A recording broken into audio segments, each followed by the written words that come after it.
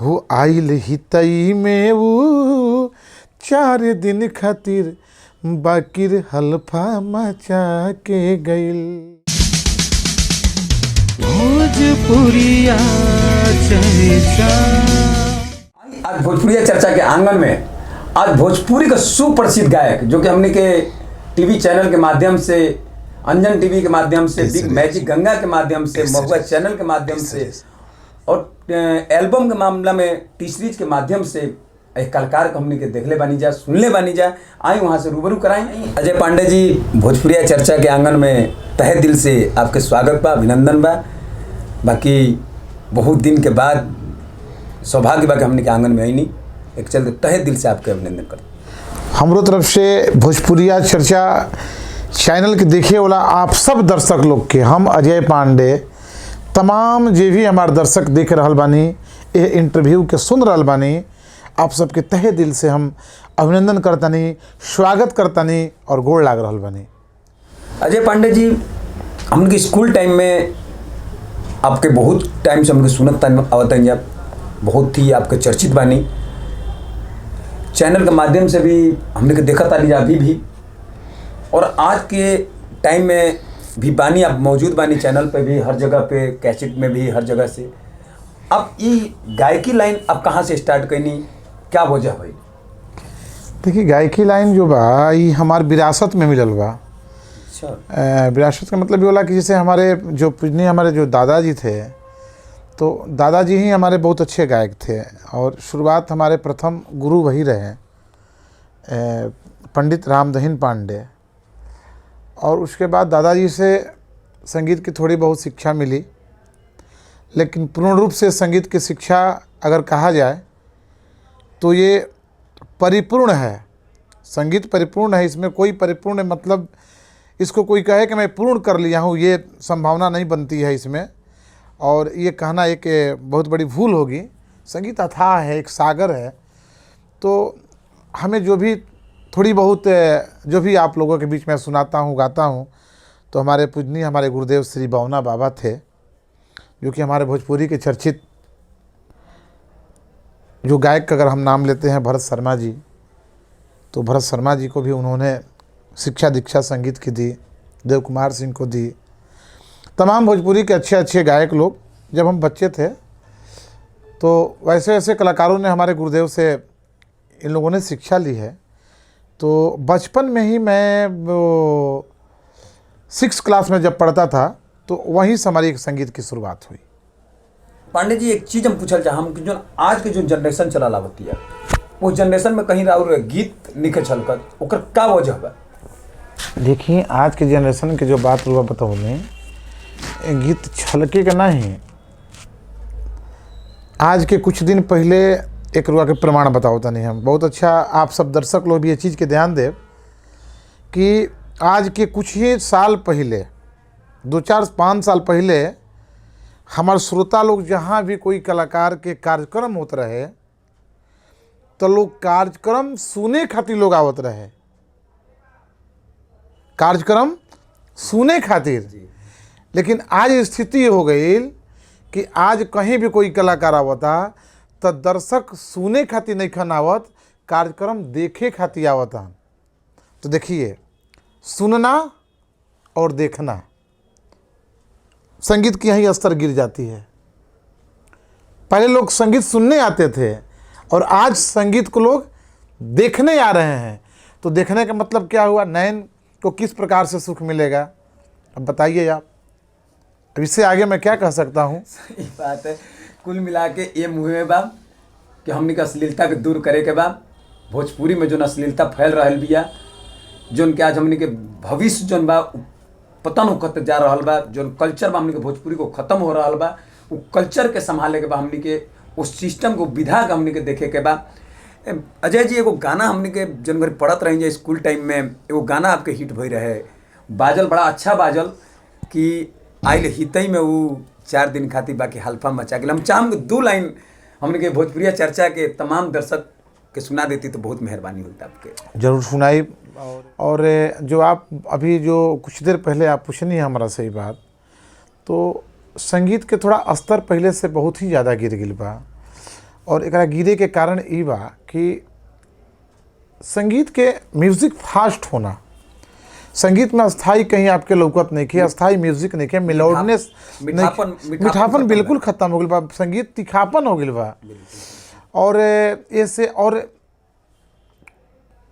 कुछ कलाकार कैसन मतलब रहे पहले कि कलाकार के पहचान, कलाकार के परिचय उनकर गुरु से, भाई की हवन तो ये फलना के चेला हवन, छनु महाराज जी के शिष्य हैं, तो ये भरत शर्मा जी के शिष्य हैं, ये गायत्री ठाकुर के ये शिष्य हैं, फलाने व्यास उनके शिष्य हैं, इस तरीके से पहचान। ये क्या है तो बौना बाबा के शिष्य हैं अजय पांडे।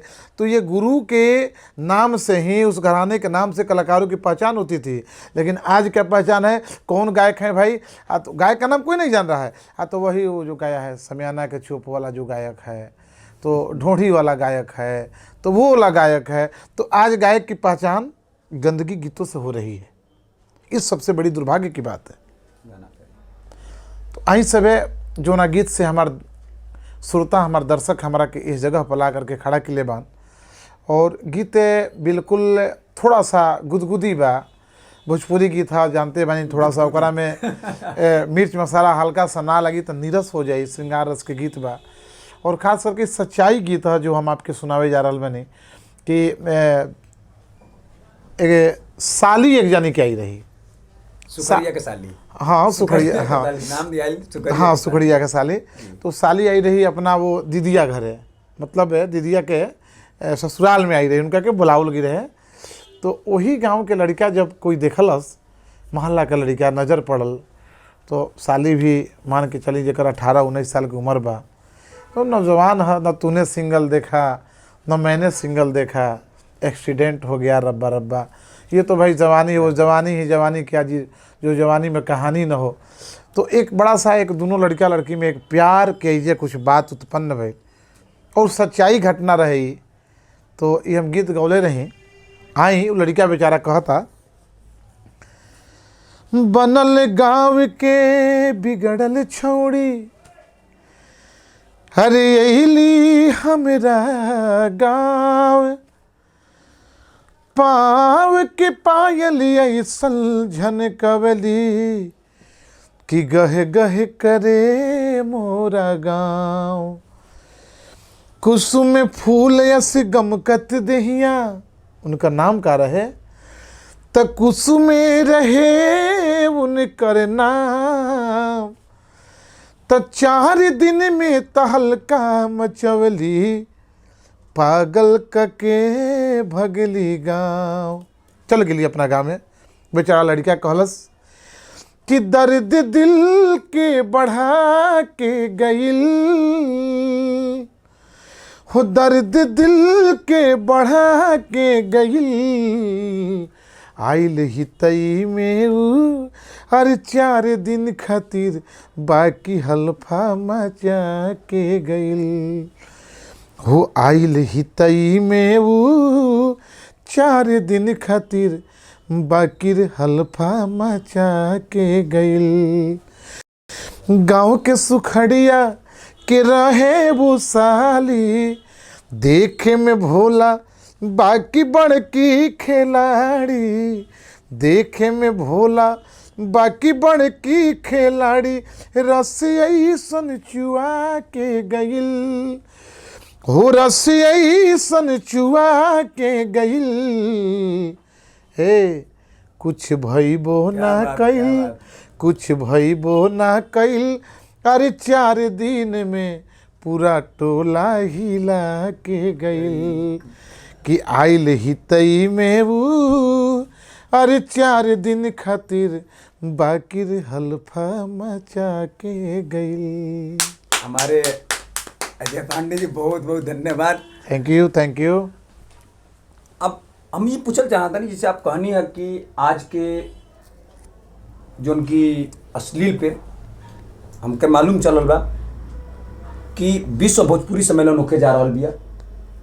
अब वो में कुछ कल्चर से जुड़ल चीज आवत है, जैसे पखाउज, हुड़का, डफरा का, वो चीज से हमने के कुछ जो आज के जो समाज बा, आज के जो भविष्य बा का उस प्रभाव पड़ सकेला। आपके का सुझाव बा? बिल्कुल, सुझाव का अच्छा चीज़ बा। हमने के भोजपुरी के 16 विधा होला। भोजपुरी के 16 विधाएँ होते हैं और इस विधाओं में भी एक हमारा जिससे बहुत इसमें पारंपरिक चीज़ विधा से जुड़ा हुआ, मिट्टी से जुड़ा हुआ चीज़ हमारे भोजपुरी है।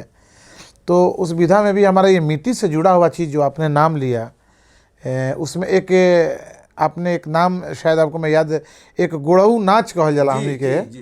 आज भी आप भोजपुर के आपके दियर क्षेत्र में जाइब, हिठार में जाइब, गांव में जाइब तो यार हुआ गुड़ऊ के नाच मिली।